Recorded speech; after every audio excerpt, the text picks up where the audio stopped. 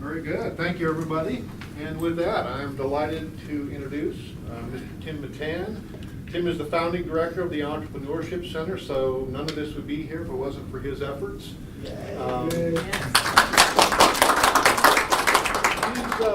These kind of centers are fairly common now, but they weren't when Tim started this, 12 years ago? 2005. Okay. So back then, it wasn't common for particularly a community college to have such a facility. So Tim not only started this facility, but helped other community colleges around the country start similar centers. So his sphere of influence extended outside of Lincoln quite a bit. He's now a business instructor for SEC in Milford. And with that, Tim, take it away. Morning, everybody. Thanks for having me here today. So the funny thing is, though, is I'm not here to talk to you today about entrepreneurship.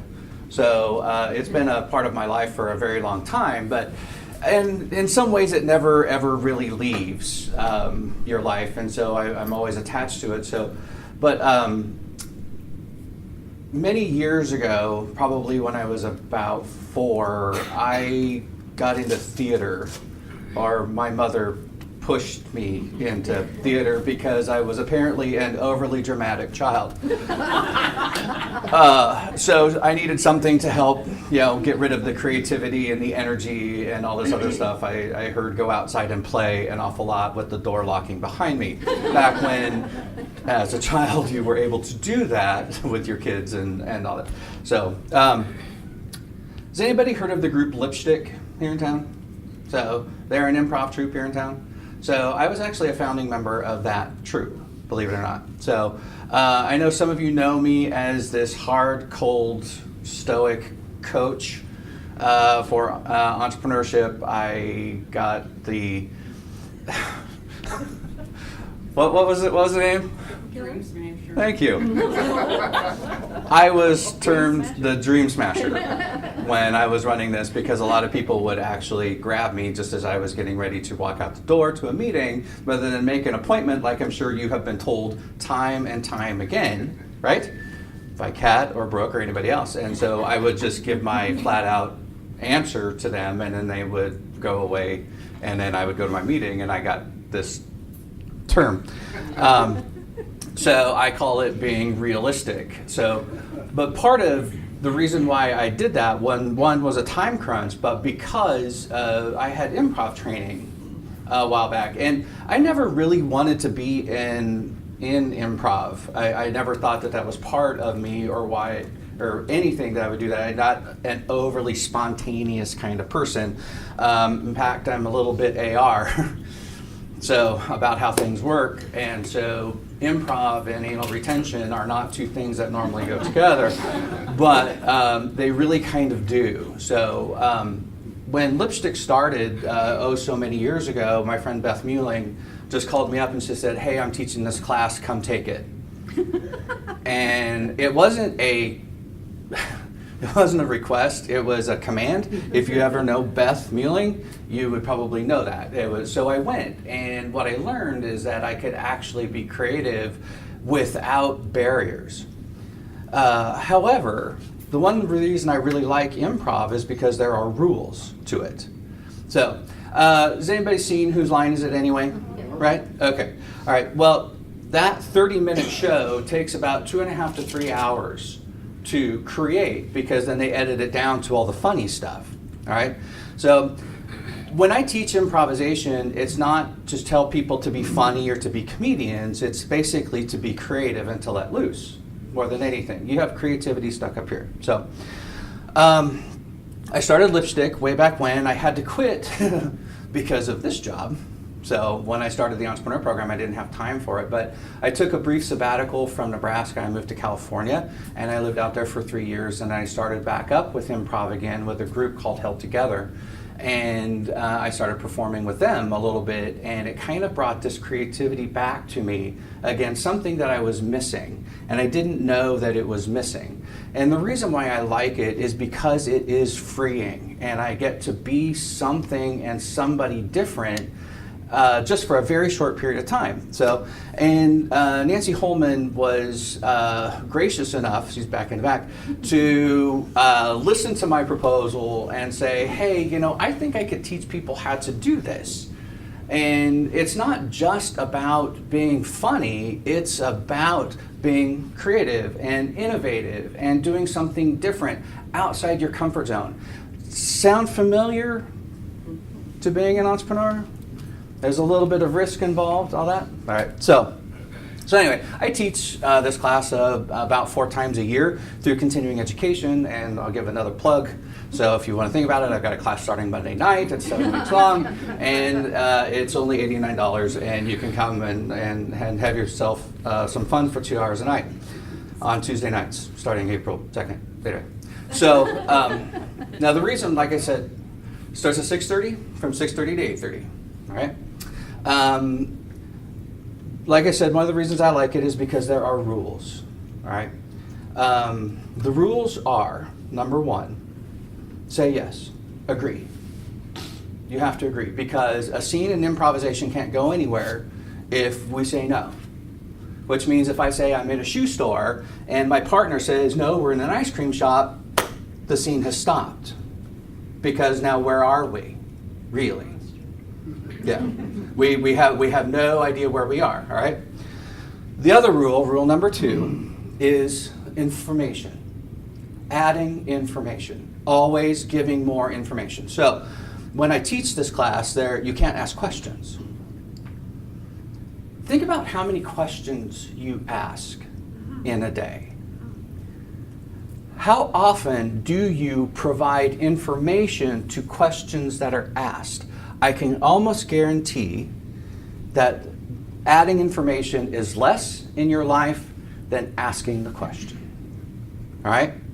So we always have to provide and move forward. We always have to move forward. All right? So that's adding information. The third rule is commitment. Once you're in a scene, you're in it.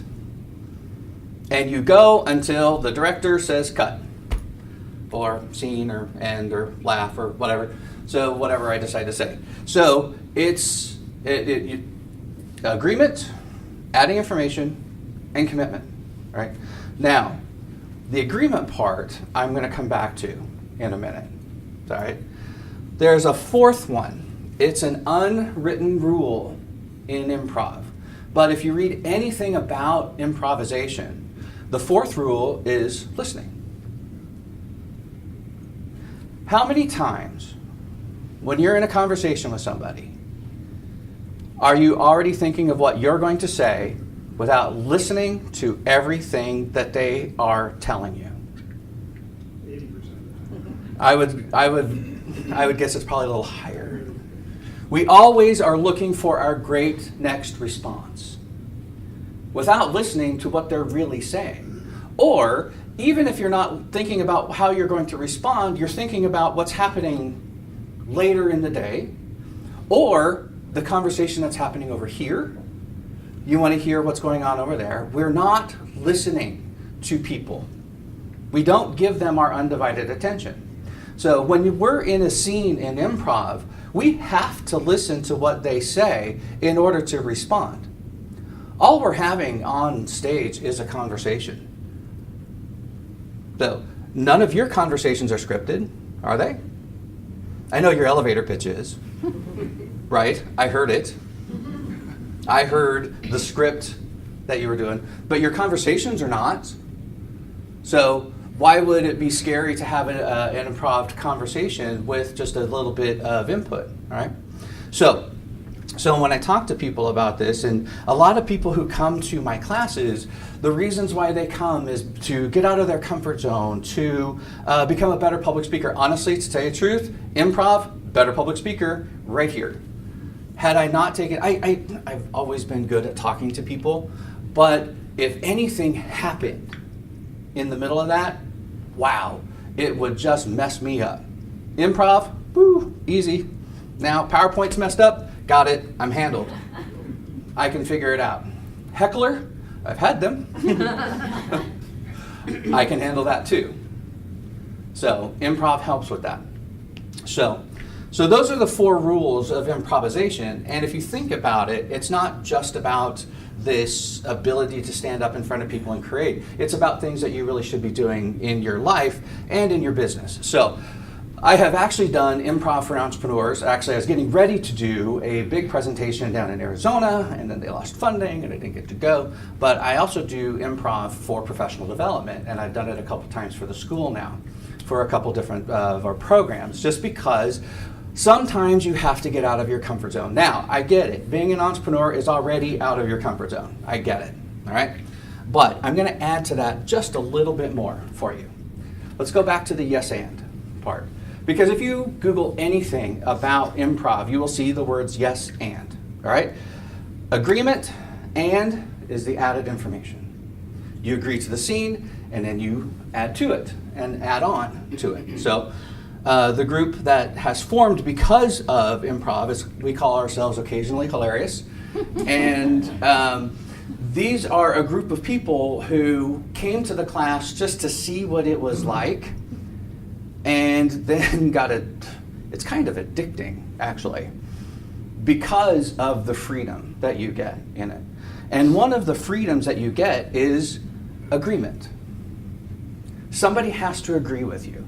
Now, I'm not saying that in the entire scene we always have to say yes, You have to say yes to your environment. You have to say yes to the scene. You have to say yes to everything that's going on around you, all right? I can still say no in a scene. Do you want to go to dinner? No, I don't really want to go to dinner. It's like, ooh, let's go for ice cream instead, all right? They want to go to dinner? No, I don't want to go to dinner, but I go have ice cream. Okay, cool, let's go have ice cream. All right, I didn't stop the conversation. I just didn't want to do that.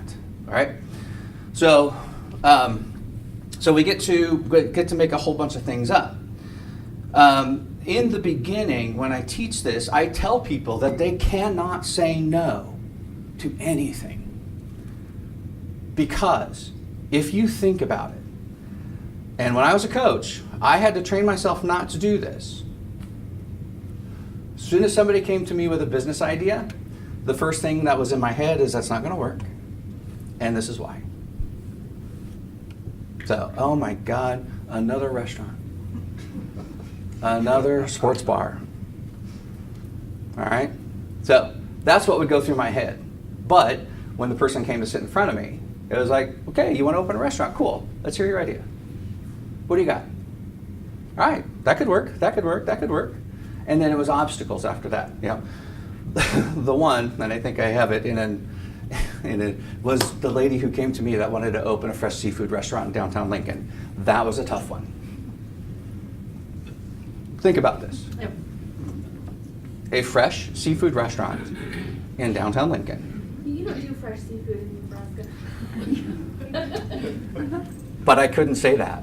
Right. You can't say that. You have to say yes. Okay, cool. Let's talk about that. I would love to have a fresh seafood restaurant in downtown Lincoln. We don't do retail in downtown Lincoln. There is no such thing as fresh seafood unless it's catfish, and that's not from a sea. Right? So I had to start putting up hurdles and everything like that. So if you think about how many times you say no in your head, even, not even out loud, not even out loud, in your head before they finish talking, you would be surprised. So with my students, I make them tick how many times they think or say no. Because what kind of mood does that put you in as soon as you say no? Pessimism. Exactly. Pessimism and negativity. That's all it is. Very limiting. You're not growing. It's not them. It's not their fault. They're not wrong. You are. Sorry. You are wrong. Because you're not listening to everything that they have to say. All right? Now, so I tell my students, it's like, say yes to everything. Not out loud. In your head. What would happen if you said yes to this scenario? Whatever scenario it is. So it forces you to be positive, and if it is something that truly will not work, how do you say that without saying no? There are ways. There are so many ways to say it. Moms in the group? Mothers have a way of saying no without saying no. Dads are usually pretty much just no.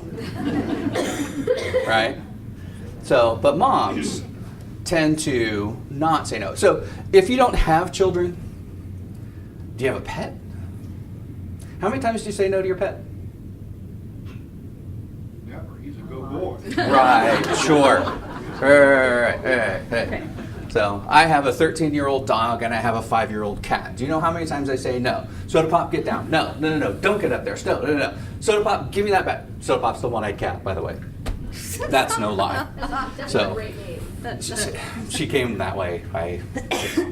I can't take credit for the name. So she came with that name. So she's awesome. But so think about how many times you say no to everything that you do in a day. All right?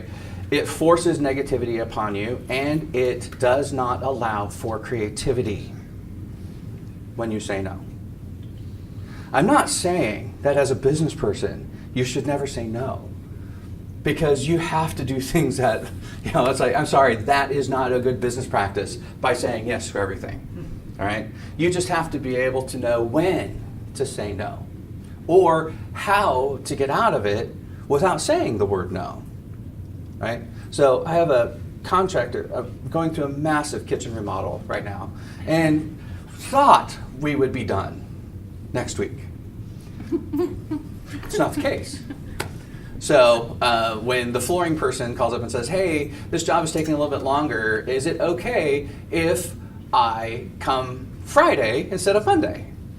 Well, by doing that, the person installing the cabinets now can't install, at least for almost a week, because we have to wait for stain and sealer to dry. And then we have to delay the countertop people, on and on and on and on. Now we're pushing Easter, right? Mm-hmm. Instead of April Fool's Day. Well, great April Fool's joke. Yeah. So, I mean, obviously in my head, it's like, no, I don't want to wait. But, so that was obviously first response was no. So, but in a moment, it's like, okay, really, what's it going to set back? I mean, it's another week of doing dishes in the bathtub. Okay, sure. It's been since February, but I can handle that. I mean, it's not that big of a deal. And the budget says that we can't eat out more, so we will just crock-pot a few more meals. It's not that big of a deal. It's really not in the big scheme of things. And that's the thing, in the big scheme of things, in the grand scheme. All right, so I would love to say that that's all that there is to improv, and then if you know those 4 rules that you can come up and do scenes with me and we would have a great time and all that, but it takes a little bit more than that. So like I said, that C word, the commitment, there's also another C word in there. It's unwritten rule, it's confidence. So it's not confidence in me. I'm pretty confident in what I do and a lot of the things that I do. It's confidence in yourself. Just to get up and do these things. So I have a student that's in my Improv 2 class right now, and he's come to my Improv 1 a couple of times, and now he's ready to move on in character development and becoming better at it. And I just said, hey, Dave, it's like you're very reserved tonight. What's going on? And he said, I don't know if I can do characters. And I'm like, why? Well, I've never done them before. I said, well, this is why you're taking a class, isn't it? Well, yeah, but I just don't want to look like a fool. I'm like, safe place. Do what you want. Practice in the car. By the way, that's the best place to practice anything, is in the car. When I was in LA, I mean, we'd be in traffic for 4 hours. So I was in the car by myself. It's like, that's, when I had, was doing improv and I was trying to do character development, that's where I did it. It was in my car. So it's the best place to do it, or alone in the bathroom or in the shower or whatever. That's a great place. So it takes the confidence to be able to do something like this. You have to allow yourself to do it. So, like I said, I've been doing it for a while, and you know, when I lived in California, it's like I had a character, Zach. Zach would come out and play every now and then, and every surfer dude I ever met, whoa, he became Zach for me. So if I need a character in a heartbeat, it's Zach. And a lot of times when something builds up and I don't know what I want to do, and especially if I'm standing in front of my students and they're giving me a rough time, Zach comes out, by the way. Whoa, dude, cool. All right, killer. What do you want me to do about that? You know, Zach agrees to everything. It's like, because the palm trees, they talk to him. And they tell him, like, when it's really good to go out and hit the waves, and he'll shred, and the day is great. All right? So that's Zach. And I met this guy in California. No joke. These people exist. Most of my characters are because of people exist. Like, and heaven help me if I ever meet her, because she's on the radio in Omaha. Her name is Sherry Tafoya. She does the blinds or the windows or whatever. Okay, I don't know why it is. I think it might be the guy that introduces the commercial. But Sherry Tafoya to me is Sherry Tafoya. Oh my God. It's like, oh, you're gonna put those blinds up? No. That puce will not go with that gray. Oh, good Lord, girl. It's like, you got to get something else up here, because that is awful. So that's Sherry Tafoya for me. All right. Have you ever met Sherry? I have not. That's not Sherry. No, it's not. I know, but that's what came into my head when I hear the name Sherry Tafoya. It's like she smokes a cigarette all the time. I don't think she smokes at all, but oh my God, she's got a cigarette in her hand everywhere. Yeah. So that's mine. And then, but she's a little negative, but she's only doing right for the customer. It's like, that's not going to go. That's not going to go. We need to do this and this and this and this and this. All right. So, and then I have my Southern gentleman, because it's easy. All right. So, my characters, when I get confused on stage or have no place to go, I bring out my characters, because the characters will just say whatever they want to say. So, unfortunately, in the real world, I tend to do that as well. So I don't need a character all the time to say whatever's on my mind and talk to my students. They'll tell you. And a few people that I have coached in and around here, I will tell you what I think. So, thus Mr. Reality. So, That's part of the confidence. yeah, part of it is there. So, I'm lacking a filter somewhere, I think. That's also it. So, my mother is like, she goes, I did not raise you to be this way. I was like, yes, you did, Mother. You taught me to be confident. So, she did. So, normally what I would do is I'd never lecture about improv. I don't lecture about improv. The only way you know improv is by doing improv. That's how it is. So I don't have nearly enough time to do that with everybody here today. But would you like to practice not saying no? Yes.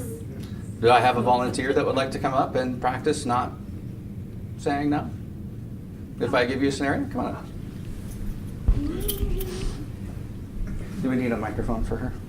No. Or something? All right. yes. Cool. Hi, I'm Tim. Yes, and? Hi, Ann. How are you doing? Hi, Tim. I'm Good. Carla. Hi, Carla. All right. I've got a few scenarios that I just happen to have with me. So I just talk about. Yeah. No. Steve, no.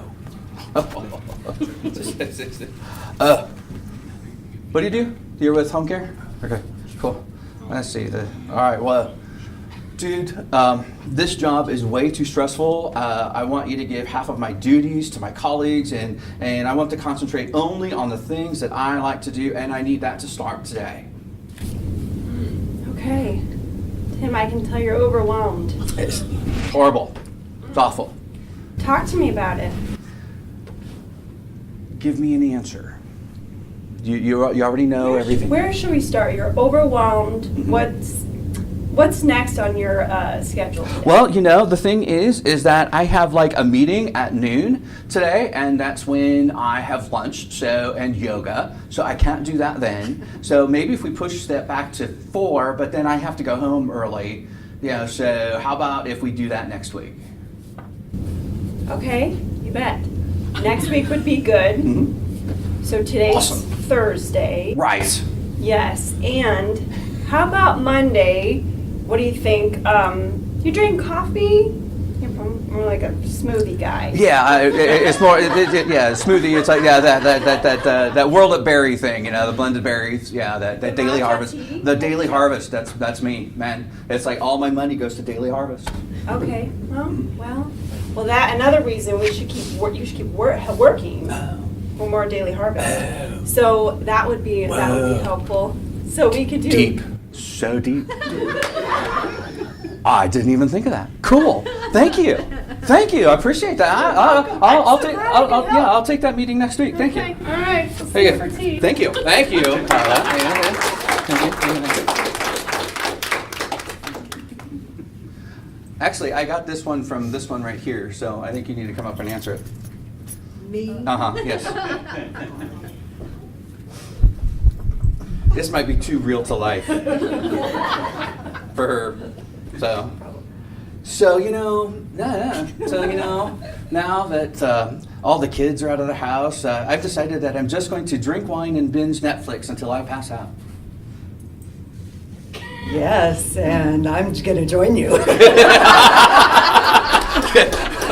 Okay, so all right, cool. Are you going to do that on the beach? We're gonna do that. So just a simple agreement is fine. And she's going to join me, and that's cool. And then that would extend a conversation at that point. So if she didn't think that was, let's say you didn't think that was a good idea for me. Oh, but I think it's a great idea. Well, I know. See, like I said, that's her life right now. So I'm trying to get her out of her comfort zone. So how would you, if you didn't think that was a good idea for me, how could you respond to me? Well, I would probably come up with a better idea, right? Right, sure. I- What is better than wine and Netflix? That's really, really hard. Yeah, dinner and a movie. I mean, Dinner and a movie, so- Dinner and a movie. I think so- we're going to go sit in the Dream Loungers at South Point and binge watch all day at the Dream Lounge. That'd be good. Volunteering for a cause would also Okay. be really Okay, good yeah. as well. Okay. Taking my time and going out. So anyway, I know I put you on the spot too. Thank you. Love you. Thank you, Linda. Thank you. Okay. So, my students ask me all the time, how does it work? How do I mean, there's just stuff that I just really, and it's all from personal experience. If I look around the room, not to be ageist, we have a few of them in here that are at least my age in here. Draw from what you have done in life. And we block a lot of stuff out. We really do. We block it out. But if you draw from what you have done, it's like I can make a conversation about anything. We talk about educating our students and making them be real world, right? Okay, that's cool. It's not what I do in the classroom that makes them real world. It's the experience that makes them real world. And the two together should make them a decent adult. Should. So what you need to do is, as entrepreneurs, is agree a little more, commit, add information, and listen. Be confident. Add your real world experience into everything you do. That's my time. Any questions? Anything?